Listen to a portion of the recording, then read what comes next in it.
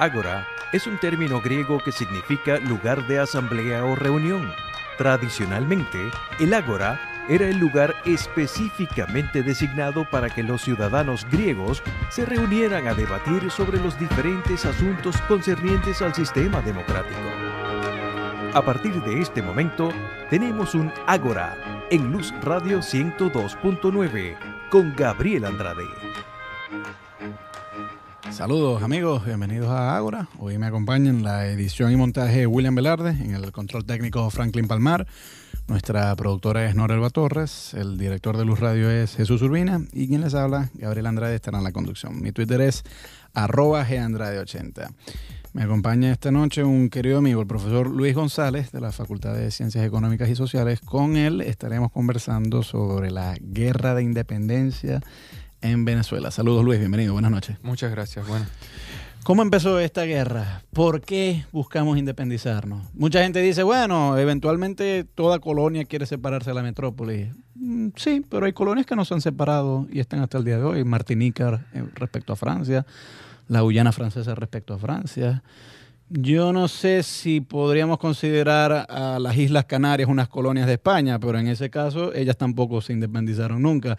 ¿Por qué Venezuela sí buscó independizarse de España? Lo que sucede es que, para empezar, la historia tradicional tiende a plantear que, bueno, en el año 1810 comienza la lucha por la independencia y que tras un largo periodo de guerra y la separación de la Gran Colombia, Venezuela termina de consolidarse como Estado nacional a partir de 1830. Y el asunto es mucho más complicado que eso. Es decir, para 1810 no se declara la independencia.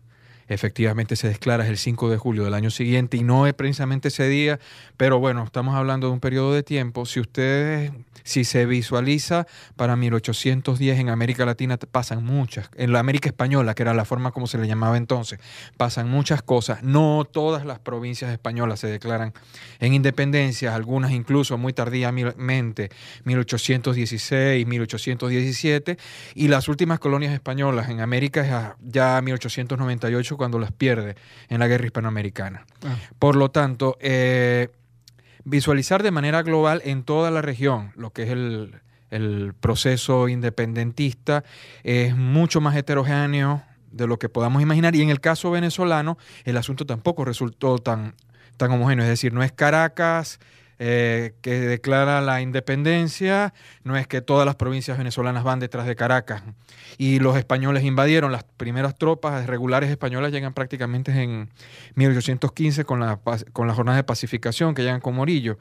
Entonces es un proceso bastante complicado, ¿okay? En el cual hay avances, retrocesos, desaparece el gobierno republicano, el gobierno civil, y se instaura con la campaña admirable un gobierno militar. Es un asunto bastante complicado de abordar. Bueno, pero empecemos por lo básico. ¿Cuál era el malestar de los criollos para declarar la independencia?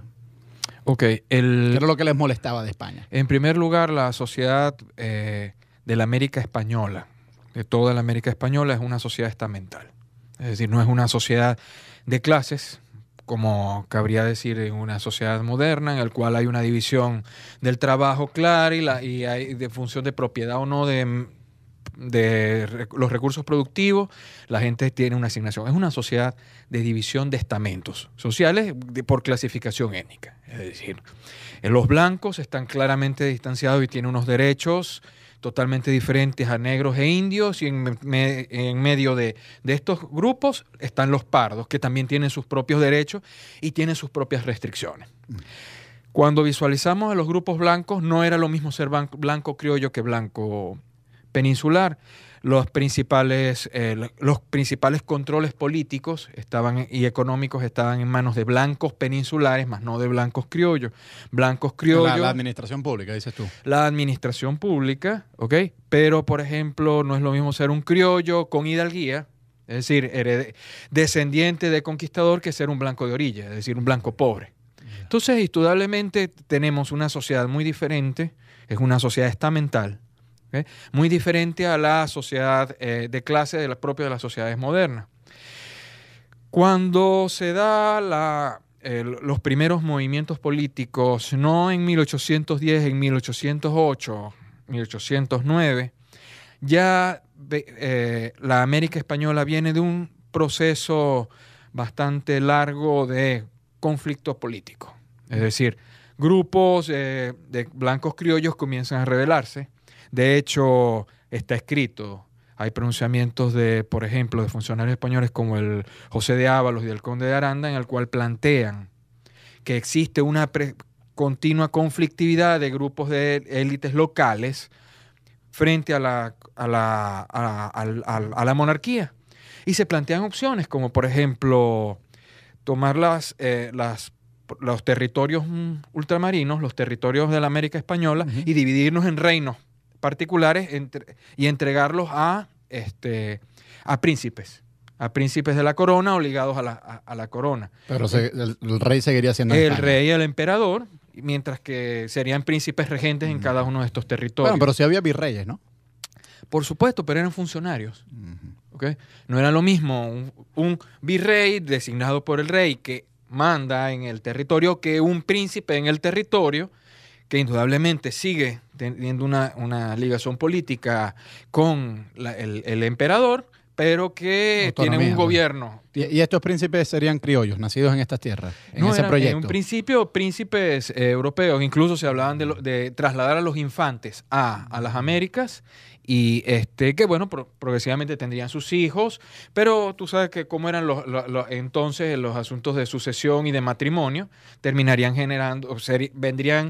generando unas dinastías locales, pero ligadas con las colonias, con el reinado europeo. Hay una cosa que a mí me ha llamado la atención en estas cosas, que es que aparentemente estaba la idea de que el que naciera en América, aún siendo blanco, era considerado pues una suerte de degeneración, porque bueno, el clima lo cambiaba, ideas así por el estilo. En aquel entonces estaba la preeminencia uno, para empezar, porque la sociedad estamental estaba montada sobre eso, sobre la diferencia de raza. Es decir, las razas tenían cada una sus partes particulares y los pardos vendrían a ser, no tenían la misma naturaleza que los blancos, pues. Pero incluso, por ejemplo, ¿por qué tanta crítica a Miranda y por qué tanto reconcomio con Miranda y Miranda con el trato? Porque es que Miranda era canario. Es decir, ser canario tampoco era ser blanco. Entonces, dentro del mismo grupo de los blancos había divisiones. Por supuesto. Y en el tope los peninsulares porque habían nacido en la península. Por supuesto. Y por debajo de ellos los nacidos en Canarias y más por debajo los nacidos en América. Porque es que además, de hecho, hoy Canarias es una provincia española, es un territorio español y se le reconoce plena. Sin embargo, para entonces Canarias era un territorio colonial y había sido por conquista y no tenía la misma naturaleza que los territorios peninsulares. Bueno, tal como tú lo estás planteando, entonces la sociedad colonial era una bomba de tiempo que esto iba a estallar en cualquier momento. Vamos a dejar para el segmento que viene cuál fue el detonante, o sea, qué fue la última gota que rebasó el vaso y por qué esto estalló. Hoy converso con Luis González sobre la guerra de independencia en Venezuela. @GAndrade80 es mi Twitter y escuchamos música venezolana de Luis Silva, Venezuela. Seguimos en Ágora, @GAndrade80 es mi Twitter. Hoy converso con Luis González sobre la guerra de independencia en Venezuela. Luis, en el segmento anterior tú has hecho pues una breve descripción de la sociedad colonial y en los términos en que los has presentado es como si esto fuera una bomba de tiempo que en cualquier momento iba a estallar, porque bueno, ya la gente estaba fastidiada del estamento en torno a castas. ¿Cuál fue el detonante? ¿Qué ocurrió para que masivamente, no todas las provincias, pero sí muchas de ellas en América, pues se rebelaran contra el poder español? Indudablemente toda la literatura señala un hecho fundamental, que es el derrumbe de la monarquía española en 1808. Es decir, Napoleón prácticamente toma España y destrona primero a Carlos IV, que lo obliga a abdicar en Fernando VII, su hijo, y su hijo termina abdicando a su vez y al final la corona termina en manos de Napoleón, que la termina entregando a José Bonaparte, que era un rey mucho más de avanzada, o por lo menos menos conservador que la monarquía borbónica española. ¿Okay? Uh-huh. En el caso, mira, ¿cómo se interpreta esto? Cuando llegan Cuando llega la Noticia. noticia a América, se interpreta en cada provincia de manera diferente. Pero ¿ok? una cuestión, el cambio de autoridad en España también significa un cambio de autoridad en América. Es decir, los virreyes los barrieron y pusieron a los virreyes puestos por José Bonaparte y los administradores los barrieron y ahora eran administradores que le rendían cuentas directamente a los franceses que estaban instalados en Madrid, o se mantuvo la estructura vieja y hubo una transición difícil. ¿Cómo fue todo eso? En España se genera una situación de doble autoridad. Es decir, Bonaparte termina como rey en Madrid, sin embargo, se conforma una Junta Suprema que se asuma como representante de la autoridad monárquica ante una vacante del Vacío de rey. poder. ¿Ok? Ante una vacante del rey. Sin embargo, esta termina prácticamente reducida a Andalucía, Sevilla, y termina concentrada en Cádiz. ¿Ok? Ahora, ¿los virreyes de aquí y los administradores coloniales de aquí le rendían pleitesía a Cádiz o a Madrid? Comenzaron a dividirse para empezar, por ejemplo, se ha señalado que Emparan era afrancesado, tenía simpatías por Bonaparte. De eso se ha dicho, algunos autores lo dicen, otros señalan que no. Pero, por ejemplo, las autoridades reales que quedan por ejemplo, en Puerto Rico, que quedan en México, algunas logran mantener su autoridad. Otros, por ejemplo, porque es que lo que sucede en Venezuela es un levantamiento de criollos, es decir, Emparan es destituido por los criollos, quienes constituyen una Junta Suprema en Caracas y terminan convocando a otras ciudades para que sigan eso que dice el himno, de seguir el ejemplo que Caracas dio, ¿ok? Efectivamente se constituyen juntas supremas, juntas juntas supremas y patrióticas en ciudades. Caracas fue la primera, por lo visto. Claro, porque es que hay una cosa, ¿cómo se interpreta esto? Ante la pérdida de la autoridad real, la soberanía que estaba en el rey retorna a la nación. Entonces, esto termina siendo interpretado de diversas maneras. En algunos territorios coloniales, las autoridades reales logran mantener el control de la situación. Logran incluso controlar la formación de juntas en las ciudades. Por ejemplo, Puerto Rico, por ejemplo, Cuba. ¿Ok? Un intento de conformación de junta logra ser controlado por el virrey en México. ¿Ok? En el caso de Buenos Aires es un caso bien interesante porque la noticia que se recibe en 1808 tiene un antecedente importante. Los ingleses invadieron Buenos Aires en 1806. Por lo tanto, quienes logran defender a Buenos Aires y la provincia son tropas regulares criollas y tropas del propio de la provincia del Río de la Plata. Es decir, que cuando se da el derrumbe de la autoridad real prácticamente hay una autoridad local bastante fuerte. ¿Okay? En el caso venezolano, en 1808 hubo un intento de conformar, eso está estudiado con el nombre de la rebelión de los mantuanos, que no logra consolidarse, y la autoridad la autoridad real logra mantenerse hasta 1810. Se derrumba con los sucesos del 19 de abril y se conforma una junta suprema de Caracas. Todo eso sin sangre. O sea, un proceso relativamente cívico, a pesar de que es un desplazo de autoridad.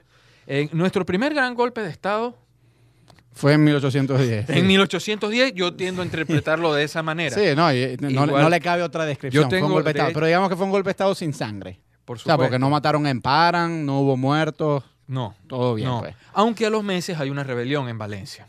Estos que se empiezan a rebelar en contra del nuevo poder, ¿son quiénes? Porque es que una cosa, cuando se da la rebelión de Caracas en 1810, la Junta Suprema Defensora de los Derechos de Fernando VII, es decir, no hay una declaración de independencia. De hecho, muchas juntas supremas se constituyen como defensoras de los derechos de Fernando VII. Pero la diferencia es que no son autoridades peninsulares, no son españoles designados, sino criollos a partir de los ayuntamientos. ¿Okay? Se da la conformación de la Junta Suprema de Cumaná. ¿Okay? Esa Junta Suprema de Cumaná, sin embargo, se dan Junta Suprema en Barcelona. La provincia de Cumaná se divide, se forma una provincia en Barcelona, se forma una provincia en Margarita. ¿Okay? Se da la provincia de Caracas, que es la más grande. ¿Okay? Sin embargo, termina dividida. ¿Por qué? Porque Coro no reconoce la autoridad de la Junta de Caracas. La provincia de Maracaibo, que también forma parte de la Capitanía General de Venezuela, no reconoce. Siguen las autoridades reales. Entonces, Barinas, ¿okay? Guayana se declara también en desobediencia al llamado de Caracas. Entonces podemos ver cómo la Capitanía General de Venezuela no es que se declara partidaria a un movimiento autonomista, ¿no? Por el contrario, o sea, hay una división significativa. Y de ahí viene la guerra, supongo. Vamos a ver eso para el segmento que viene. @GAndrade80 es mi Twitter. Hoy converso con Luis González y seguimos escuchando música venezolana, fin a nuestro tema, de Jorge Luis Chacín, un tema que se llama Dale Venezuela.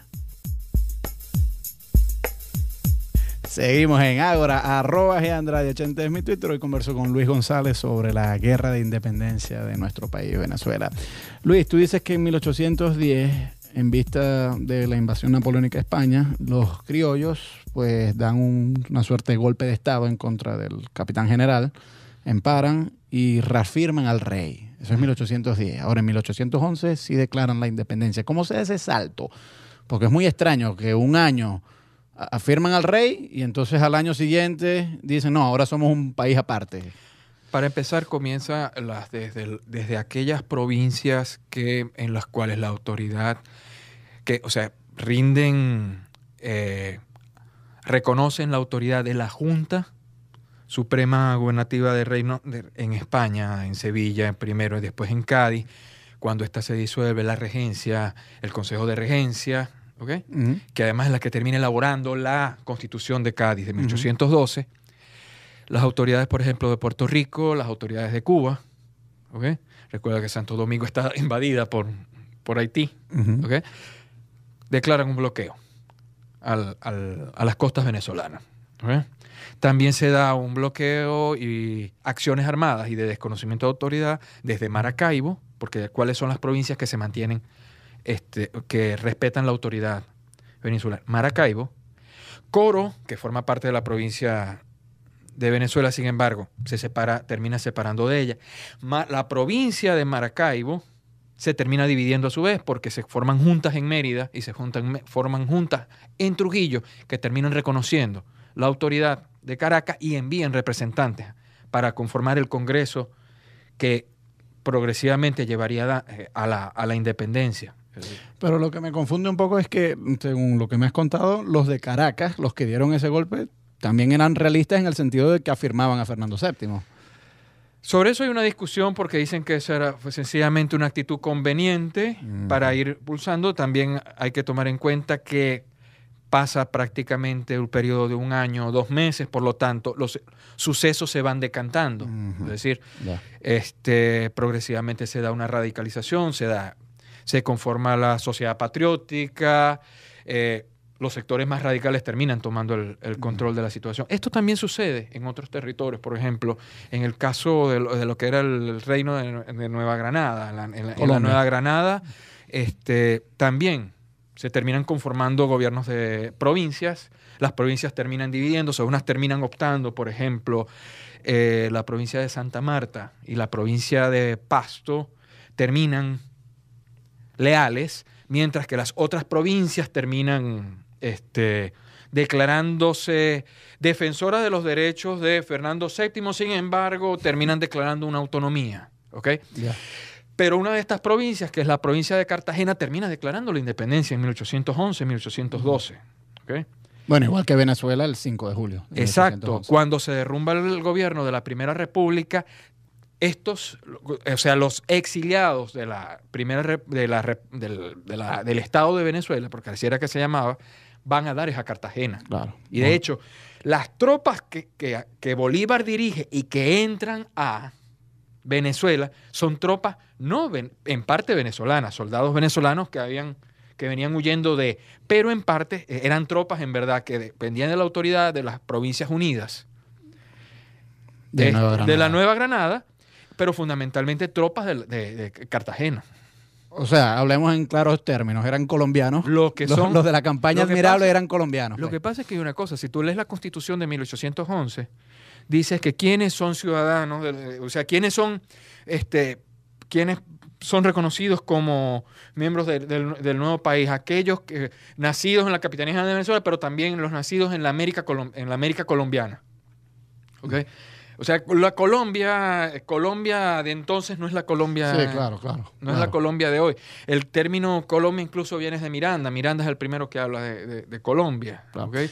No nos anticipemos porque quiero volver un poco. Una vez que entonces se declara la independencia y hay provincias que no se adhieren a ella, entre ellas Maracaibo y Coro, ahí es donde empieza la guerra, el enfrentamiento ya sangriento. ¿Por qué si en todos estos sucesos no se había derramado sangre? ¿Cómo es que empieza el derramamiento de sangre? Cuando declara la independencia, 5 de julio, ya se habían dado levantamientos de ciudades partidarias del rey, Uh-huh. ¿okay? Pero esto se recrudece con la declaración de independencia, porque ya no hay un reconocimiento del rey. Uh-huh. Comienza a darse expediciones de sometimiento a levantamiento. Por ejemplo, Valencia, la Valencia del Rey, lo que es hoy Valencia, capital del estado Carabobo, hay un levantamiento, fundamentalmente de élites de origen español, catalanes, comerciantes catalanes, por ejemplo, y comienza a darse una expedición hacia la provincia de Coro. Para someter a la provincia de Coro, que formaba parte de la vieja provincia de Venezuela, ¿ok? Pero que se había declarado no subordinarse a la autoridad de Caracas. ¿Okay? Uh-huh. De la provincia de Maracaibo salen tropas a apoyar a la provincia de Coro. ¿Okay? Por lo tanto, cuando hay una respuesta de Puerto Rico y hay una respuesta de Cuba, las tropas llegan a Coro. ¿Okay? Cuando llegan a Coro, hay un levantamiento en el sur, en lo que hoy es en la frontera de los actuales estados Lara y Falcón, uh-huh, en apoyo al rey, y el gobernador de Coro envía tropas a esa zona, a tropas bajo el mando de Monteverde.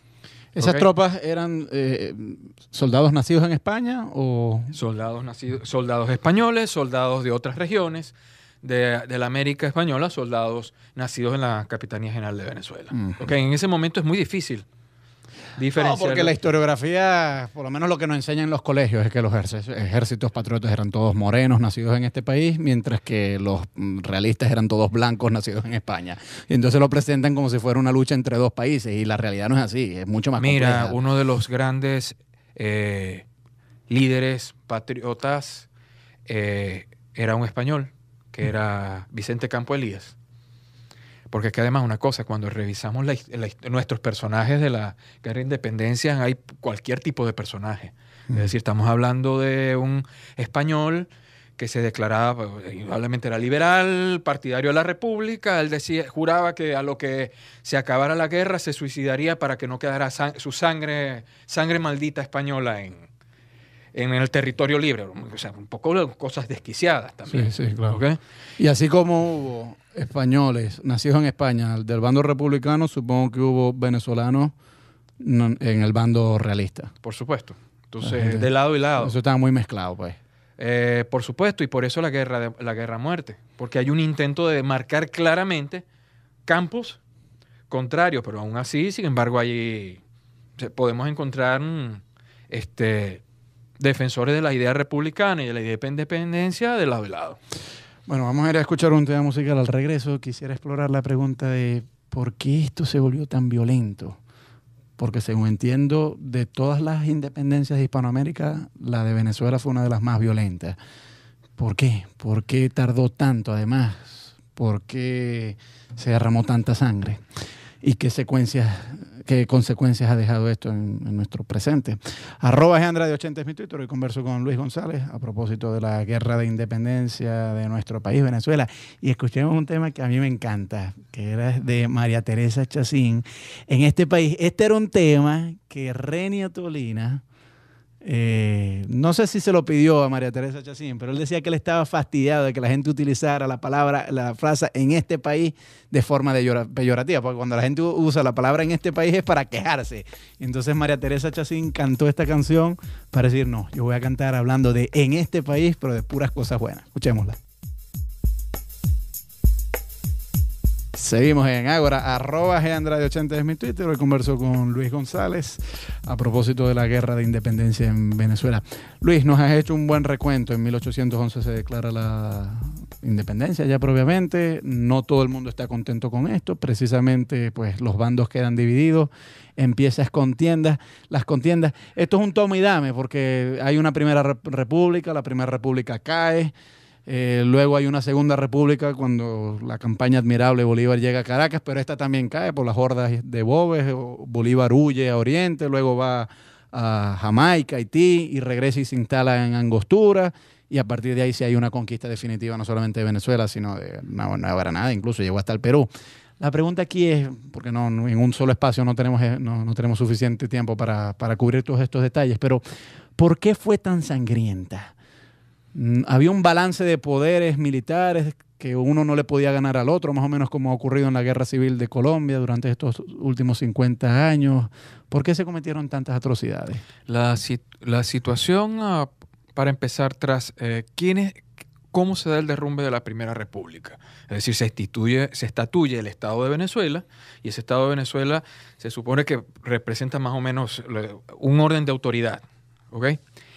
Sin embargo, viene para empezar, el avance de Monteverde. Monteverde es prácticamente, porque además una cosa, cualquiera cree que son tropas regulares españolas, no son tropas regulares españolas, y es prácticamente una autoridad personal. Él en la medida que avanza, porque él comienza, llega llega a la zona y comienza a organizarse, indudablemente con una orden del gobernador, pero en la medida que comienza a penetrar territorio, comienza a actuar a su propia cuenta y riesgo, y comienza a ejercer su propia, y desconoce las autoridades. En esas campañas militares Monteverde no se comunicaba con España, no rendía reportes, no recibía órdenes del Consejo de Cádiz. Porque es que además una cosa, estamos hablando de periodos muy cortos de tiempo, o sea, es una cuestión de meses. Es decir, el derrumbe de la Primera República es en 1812, comienza la campaña admirable ya en 1813, está otra vez ¿cómo se llama? Ya Bolívar ha retomado Caracas, pero en 1814 se ha derrumbado todo. Es decir, estamos hablando de periodos de tiempo bastante cortos, donde además porque comienza a darse, para empezar, al inicio de la campaña admirable, la llamada campaña admirable, se da el decreto de guerra-muerte de Bolívar, pero unas semanas antes, Antonio Nicolás Briceño también declara la guerra-muerte. Es decir, Briceño es Antonio realista o no, es un venezolano. Que había llegado a Cartagena y con tropas penetra en territorio venezolano. Al final es capturado y fusilado, ¿no? Pero él también había declarado guerra a muerte, no con esa expresión, pero sí matar, pues, guerra sin cuartel. ¿Okay? Monteverde ya desde el año anterior no solamente había derrumbado la república, sino que además de eso desconoce la autoridad de las autoridades reales, desconoce a la audiencia de Caracas, comienza a actuar arbitrariamente. Es decir, hay un régimen de ausencia de legalidad en el territorio. Y entre un derrumbe y otro, progresivamente, prácticamente hay una situación de ausencia de orden centralizado. Es decir, no hay propiamente un orden centralizado. Si a eso le cruzas un conflicto de castas, porque se comienza a utilizar los resentimientos subyacentes a la sociedad estamental, a la sociedad de casta, indudablemente tenías prácticamente una situación de violencia desatada. Hay una cosa que escuché la otra vez que me sorprendió, que era Chávez elogiando a José Tomás Bove. Y él decía una cosa que a mí me parece curiosa y quiero preguntarte tu opinión histórica. Él decía, bueno, los ejércitos patriotas perdieron la Primera y la Segunda República porque no tenían suficiente gente a su favor. Porque al principio Bolívar y los demás no estaban convencidos de incorporar negros y pardos a sus ejércitos. Mientras que más bien ellos sí se habían ido con bobes por promesas de libertad y otras cosas. Fue más bien después de la huida de Bolívar de Caracas hacia Oriente, cuando decía Chávez, Bolívar quizás tuvo un cambio de pensamiento y dijo, no, a esta gente la tenemos que incorporar. ¿Fue ese el punto decisivo de la guerra para inclinar la balanza al favor de los patriotas? La idea de incorporar definitivamente a los pardos y negros a los ejércitos patriotas. Sí.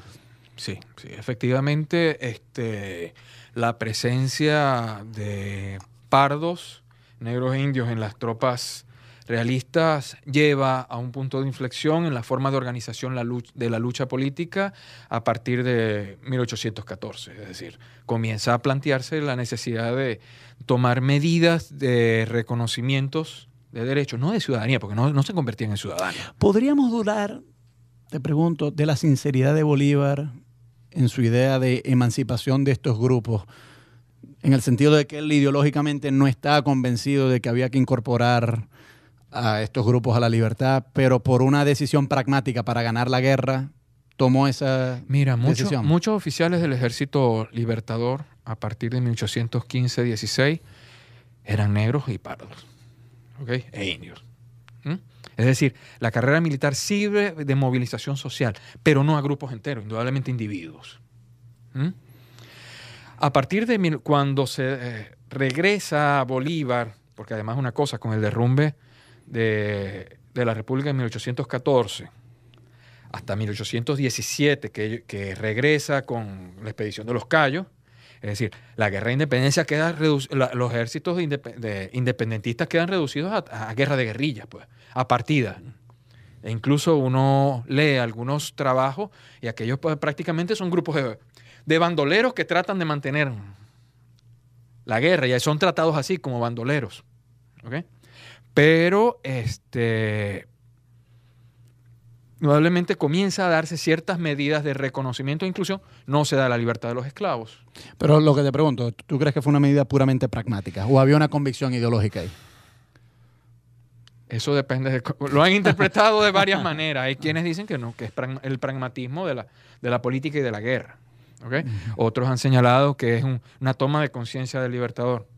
Yo no he logrado preguntarle. Bueno, ni hablado no estamos con él. en su cabeza, así que yo creo que es quizás una pregunta que los historiadores ya no se deberían hacer, pues, porque es una pregunta interesante, pero sin respuesta, supongo. Porque ¿cómo hacemos para saber cuán sincero era Bolívar? Se pueden hacer algunas deducciones por decisiones posteriores y por ¿cómo se llama? Y por documentos y por pronunciamientos del libertador y las normativas jurídicas organizadas por el Estado. Primero Colombia la Grande y después, sin embargo, no en particular no creo que haya habido, en lo personal no creo que haya habido una gran conciencia ideológica. Bueno, ahí estás tumbando un gran mito bolivariano. Ya casi nos vamos. ¿Cómo terminó esta guerra? ¿Por qué definitivamente el Imperio Español decidió abandonar la lucha y los patriotas vencieron? ¿Cuál fue el punto culminante? Eso de decir, no cualquier niño de escuela, porque en verdad los niños de escuela les cuesta mucho comprender el fenómeno, el proceso de la independentista. Es decir, todo el mundo dice, sí, la batalla de Carabobo. No, la batalla de Carabobo no cierra la lucha independentista. Es decir, en la batalla de Carabobo prácticamente las tropas realistas quedan reducidas a Puerto Cabello.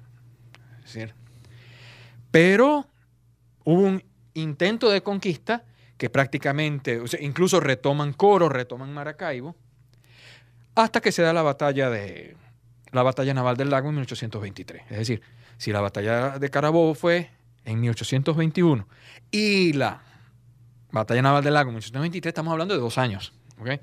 Y la entrega de Puerto Cabello prácticamente fue el año siguiente, en 1824. ¿Okay? Y todavía después de disuelta Colombia, en la década de 1830, todavía habían partidas realistas dando guerras por allí. ¿ok? Y puede ser que no lo hayan intentado en el caso de Venezuela, pero en 1829 España intentó reconquistar México. ¿Ok? Entonces es un asunto... Bueno, y tengo entendido que en 1820 o 21 venía una expedición desde Cádiz, pero se amotinó el general Riego, creo que es, Sí. o Rego. Ajá, Entonces- porque en 1814 retorna el absolutismo en España, es decir, Fernando VII aniquila la experiencia liberal de las Cortes, elimina la Constitución y se vuelve a instituir en rey absoluto. En 1821 se da la rebelión de las tropas que venían a América y se da un bienio liberal hasta que, bueno, vuelve a constituirse en absoluto. Pero esas tropas nunca llegaron. No llegaron. Si hubiesen llegado, quizás si hubiese mantenido España estas colonias. ¿Tú qué opinas? No creo.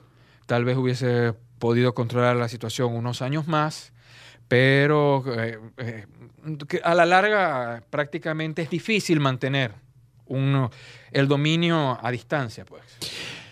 Bueno, pero Francia mantuvo Martinica y la Guyana francesa. Sí, pero en pequeños territorios insulares, donde habían regímenes esclavistas y de población bastante limitada, pero no pudo mantener Haití, por ejemplo. No, claro, sin duda. ¿Ok? Luis, muy agradecido por haber venido. El tiempo se nos quedó corto, pero esto yo creo que amerita un segundo programa para que exploremos otros asuntos de la guerra de independencia en Venezuela. Pero Estamos a la creo orden. que ha sido muy ilustrativas tus explicaciones. Gracias a William Velarde, que estuvo en la edición y montaje, Franklin Palmar en el control técnico, Norelba Torres en la producción, Jesús Urbina es el director de Luz Radio y quien les habla, Gabriel Andrade, estuvo en la conducción. @GAndrade80 es mi Twitter y nos vamos con un tema patriotero, pero hermoso, que es de un solo pueblo. ¡Viva Venezuela!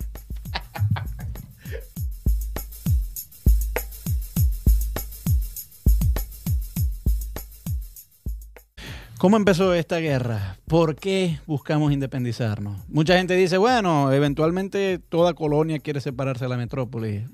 Sí, pero hay colonias que no se han separado y están hasta el día de hoy. Martinica respecto a Francia, la Guyana francesa respecto a Francia. Yo no sé si podríamos considerar a las Islas Canarias unas colonias de España, pero en ese caso ellas tampoco se independizaron nunca.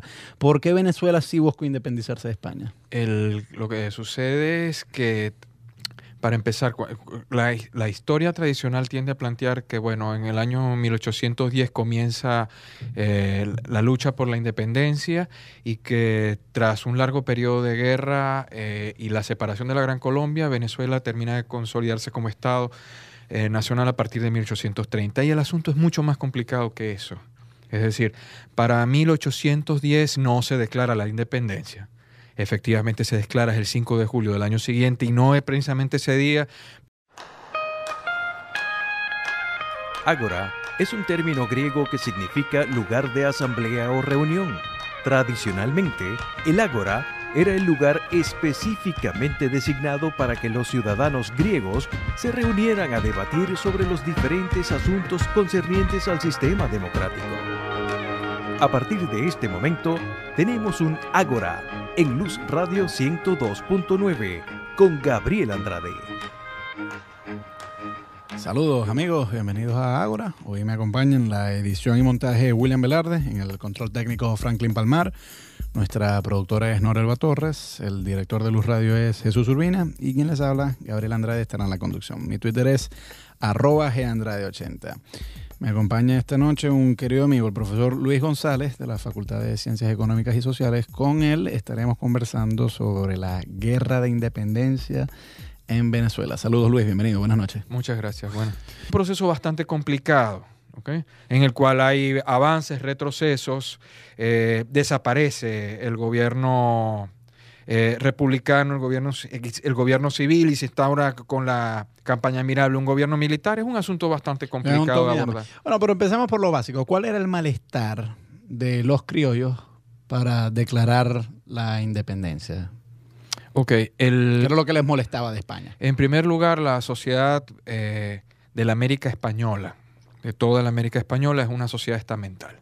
Es decir, no es una sociedad de clases, como cabría decir en una sociedad moderna, en la cual hay una división del trabajo clara y hay de función de propiedad o no de los recursos productivos, la gente tiene una asignación. Es una sociedad de división de estamentos sociales por clasificación étnica. Es decir, los blancos están claramente distanciados y tienen unos derechos totalmente diferentes a negros e indios, y en medio de estos grupos están los pardos, que también tienen sus propios derechos y tienen sus propias restricciones. Cuando visualizamos a los grupos blancos, no era lo mismo ser blanco criollo que blanco peninsular. Los principales controles políticos y económicos estaban en manos de blancos peninsulares, más no de blancos criollos. Blancos criollos. La administración pública, dices tú. La administración pública, ¿ok? Pero, por ejemplo, no es lo mismo ser un criollo con hidalguía, es decir, descendiente de conquistador, que ser un blanco de orilla, es decir, un blanco pobre. Entonces, indudablemente, tenemos una sociedad muy diferente, es una sociedad estamental, ¿okay? Muy diferente a la sociedad de clase de la propia de las sociedades modernas. Cuando se da los primeros movimientos políticos, no en 1810, en 1808, 1809, ya la América española, pero bueno, estamos hablando de un periodo de tiempo. Si se visualiza para 1810 en América Latina pasan muchas, en la América española, que era la forma como se le llamaba entonces, pasan muchas cosas. No todas las provincias españolas se declaran en independencia, algunas incluso muy tardíamente, 1816, 1817, y las últimas colonias españolas en América es ya 1898, cuando las pierde en la guerra hispanoamericana. Por lo tanto, visualizar de manera global en toda la región lo que es el proceso independentista es mucho más heterogéneo de lo que podamos imaginar, y en el caso venezolano el asunto tampoco resultó tan homogéneo. Es decir, no es Caracas que declara la independencia, no es que todas las provincias venezolanas van detrás de Caracas y los españoles invadieron. Las primeras tropas regulares españolas llegan prácticamente en 1815 con la jornada de pacificación, que llegan con Morillo. Entonces es un